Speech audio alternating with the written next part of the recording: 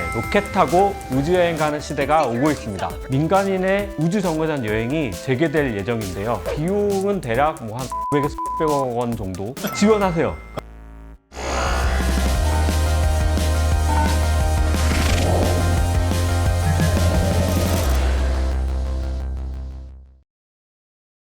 아니 그 우주 공간에 3분, 4분, 5분 다녀오는데 3억이라고요? 너무 비싼 거 아니에요?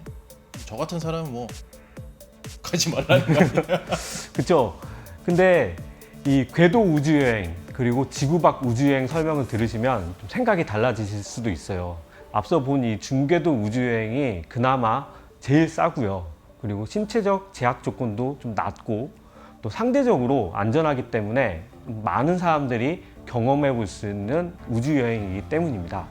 이 궤도 우주여행은 지구를 도는, 지구 궤도를 이렇게 도는 우주여행인데요. 중궤도 우주여행과의 차이점은 크 4가지가 있습니다. 첫 번째는 당연히 고도의 차이예요. 중궤도 우주여행이 80에서 100km 정도의 우주에 다녀오는 거라고 하면은 이 궤도 우주여행은 400km 이상의 우주에 다녀오는 겁니다. 둘째로 이 우주에 머무는 시간도 훨씬 깁니다. 중궤도 우주여행이 3분에서 6분 정도인데 반해서 이 궤도 우주여행은 짧게는 2일, 길게는 2주까지도 가능합니다. 셋째는 속도가 다릅니다.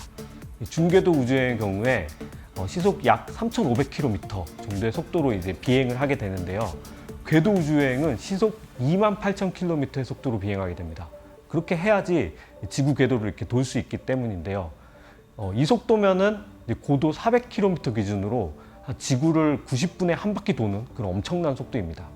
이 마지막으로는 볼 수 있는 간경이 다릅니다. 이건 뭐 당연한 얘기인데요. 훨씬 높게 올라가고 오래 머물기 때문에 그리고 또 엄청 빨리 움직이기 때문에 좀 더 높은 높이에서 지구의 대륙과 바다를 볼 수 있고요. 태양이 뜨는 것도 볼 수 있고 지는 것도 볼 수 있죠. 그리고 태풍 같은 이런 기상 변화도 볼 수 있고요. 심지어 이 우주 공간의 오로라도 볼 수 있다고 합니다. 사실 이 궤도 우주여행의 역사가 중궤도 우주여행보다 훨씬 빨랐습니다. 과거 2001년부터 2009년까지 러시아의 소유주 로켓을 이용하여 7명의 민간인이 우주여행을 이미 다녀왔고요. 연방우주국 로스코모스가 운영비를 좀 벌고자 미국의 우주 관광 기업인 스페이스 어드벤처스랑 함께 벌인 수익 사업이었는데요. 미국이 우주 왕복선 운항을 중단한 후에 이제 우주 정거장으로 가는 이동 수단이 소유주 로켓 단독이 된 후부터는 민간인 승객은 더 이상 받지 않았습니다. 그런데 민간인의 이 우주 정거장 여행이 재개될 예정인데요. 배경은 미국이 스페이스X, 보잉 등 같은 이 자국 업체를 이용해서 우주 정거장에 가는 계획을 발표했기 때문입니다. 미국이라는 고객을 잃은 로스코모스가 다시 민간인 대상 고객을 받게 된 거죠. 첫 번째 승객은 일본인 억만장자로 유명한 마에자와 유사쿠 씨랑 영화 제작자인 히라노 요조 씨인데요. 올해 12월 8일 출발을 목표로 하고 있습니다. 약 12일간 우주 정거장에 머물 계획이라고 합니다. 미국의 우주 관광 업체인 엑시엄 스페이스도 스페이스X의 로켓을 이용해서 민간인 우주 정거장 여행을 준비 중입니다. 목표는 2022년 1월 발사고요. 약 10일간 우주 정거장에 머물 계획이라고 합니다. 민간인 승객은 총 3명인데요. 역시 다들 억만장자입니다. 궤도 우주여행은 이렇게 비용도 어마어마하고요. 또 특수한 훈련도 장기간 받아야 됩니다. 비용은 대략 한 500에서 600억 원 정도 든다고 보시면 될 것 같고요. 한 3개월 정도 훈련을 받아야 하는데 이 훈련 강도가 전투기 조종사 훈련에 버금갈 정도로 난이도가 높다고 합니다. 즉 아무나 갈 수 없다는 거죠. 그래서 저는 과연 이 궤도 우주여행이 산업으로 활성화될 수 있을지에 대해서는 좀 미지수입니다. 과거에 그러했듯 이 억만장자들의 전유물이 될 가능성이 높겠죠.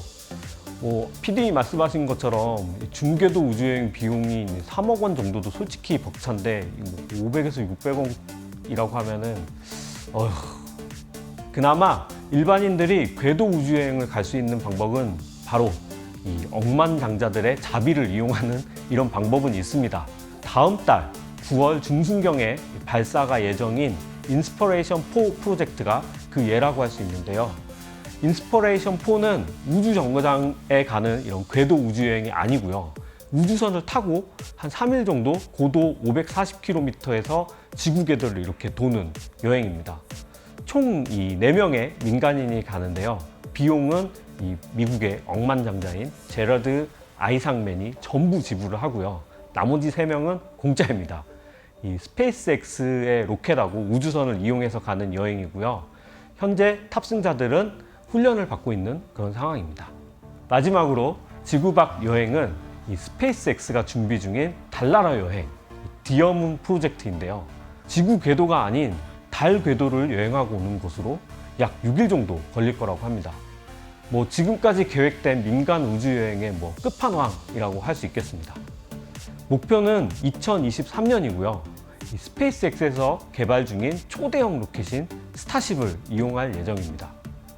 이 디어문 프로젝트는 일본의 억만장자인 마에자와 유사쿠가 계획한 프로젝트인데요. 얼마의 비용이 드는지는 공개되진 않았습니다. 근데 아무래도 수천억 원 수준이지 않을까 추측해 봅니다. 조가 넘어갈 수도 있을 것 같고요. 본인 이외에 8명의 예술가를 데려간다고 하는데요. 모든 비용은 이 마에자와 유사쿠 씨가 다 지불합니다. 현재 전 세계에서 100만 명의 이 예술가들이 지원을 한 상태라고 하고요. 지금 현재는 선별 작업 중이라고 합니다. 이분 아까 그 러시아 로켓 타고 우주정거장 간다고 한 사람 그 사람 아니에요? 맞습니다. 이분이야말로 진짜 이 항공 우주 덕후 중에 성덕 중에 성덕이라고 이렇게 할 수 있겠죠. 우리도 예술가 아닌가? 직업군을 얘기를 했었는데 가장 최근에 말한 거는 창조적인 일을 하는 사람은 우리. 모두 예술가다. 우리. 네, 오늘은 우주여행의 종류에 대해서 대략적으로 좀 이야기해 보았습니다. 이제 우주여행이 어떤 건지에 대해서 조금은 알게 됐으니까 다음 시간에는 우주여행의 수요와 공급이 어떻게 될지, 그리고 이 우주여행 산업이 투자할 만한 가치가 있을지 등에 대해서 알아보도록 하겠습니다. 감사합니다.